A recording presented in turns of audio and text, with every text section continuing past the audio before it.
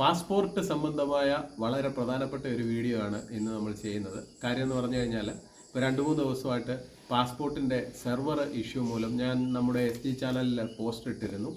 അപ്പോൾ ഒരുപാട് ആളുകൾക്ക് ബുദ്ധിമുട്ട് നേരിടുന്നു. അപ്പോൾ നമ്മുടെ സെൻറ്ററിലാണേലും ഇപ്പോൾ പാസ്പോർട്ട് അപേക്ഷിക്കാൻ വരുന്ന ആളുകൾക്ക് കുറച്ച് ബുദ്ധിമുട്ടുണ്ടാകുന്നുണ്ട്. കാരണം എന്ന് വെച്ചാൽ ഈ സെർവർ തകരാറ് മൂലം നമ്മൾ ചെയ്തു വരുന്ന ഉടനെ ലാസ്റ്റ് ടൈമിൽ ഈ പറഞ്ഞ പോലെ അപേക്ഷ സബ്മിറ്റ് ആകാനും ഒക്കെ താമസം എടുക്കുന്നുണ്ട്. അപ്പോൾ നമ്മുടെ കസ്റ്റമേഴ്സിൻ്റെ അടുത്തും അതോടൊപ്പം തന്നെ പൊതുജനങ്ങളുടെ അറിവിലേക്കുമാണ് ഈ വീഡിയോ ചെയ്യുന്നത്.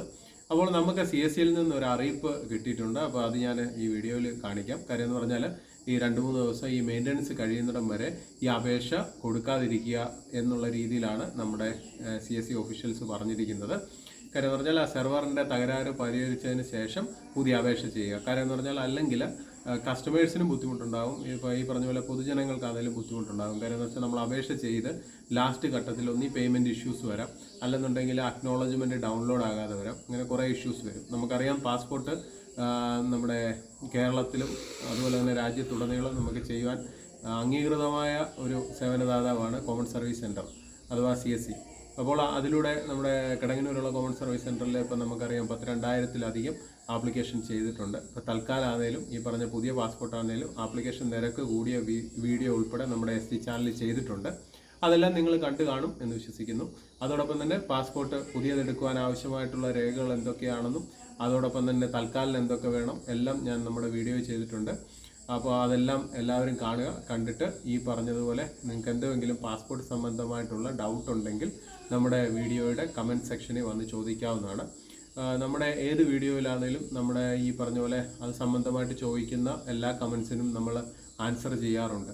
അപ്പം ഈ പറഞ്ഞ നമ്മൾ ആൻസർ ചെയ്യാൻ സമയമില്ലെങ്കിൽ പോലും നമ്മൾ അത് ടൈം എടുത്ത് നമ്മളത് ചെയ്തു കൊടുക്കുന്നതാണ്. പിന്നെ ആളുകൾക്ക് ഇപ്പം നമ്മളെ കോൺടാക്റ്റ് ചെയ്യണമെന്നുണ്ടെങ്കിൽ നമ്മുടെ വാട്സപ്പിൻ്റെ ലിങ്ക് അയച്ചു കൊടുക്കുന്നുണ്ട്. അപ്പോൾ അതിലൂടെ വന്നു കഴിഞ്ഞാൽ കോൺടാക്റ്റ് ചെയ്ത് അവരുടെ കാര്യങ്ങൾ ചെയ്തു പോകുന്നുണ്ട്. അപ്പോൾ നിരവധി കസ്റ്റമേഴ്സ് പല ജില്ലകളിൽ നിന്നും വന്ന് നമുക്ക് ഈ പറഞ്ഞ പോലെ ആപ്ലിക്കേഷൻസും മറ്റും നമ്മുടെ സെൻറ്ററിൽ കൊടുക്കുന്നുണ്ട്.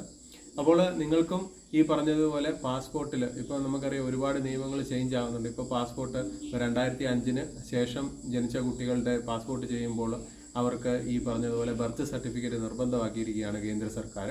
അതോടൊപ്പം തന്നെ നിരക്ക് കൂടിയ വിവരങ്ങൾ നിങ്ങൾക്കറിയാം.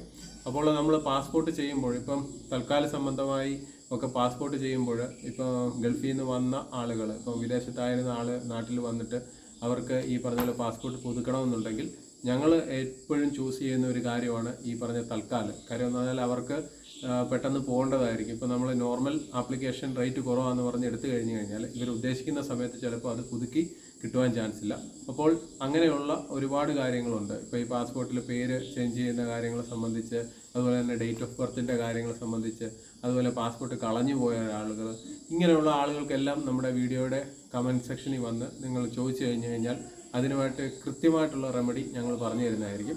അതോടൊപ്പം തന്നെ ഇനി വരും ദിവസങ്ങളിൽ ഡെയിലി ഇതുപോലെ നമ്മൾ ചെയ്യുന്ന അടിസ്ഥാനത്തിൽ നമുക്കുണ്ടാകുന്ന ടെക്നിക്കൽ എറേഴ്സ് മറ്റുള്ള കാര്യങ്ങളെല്ലാം വിവിധ വീഡിയോകളായി ഓരോ ദിവസം ചെയ്യും.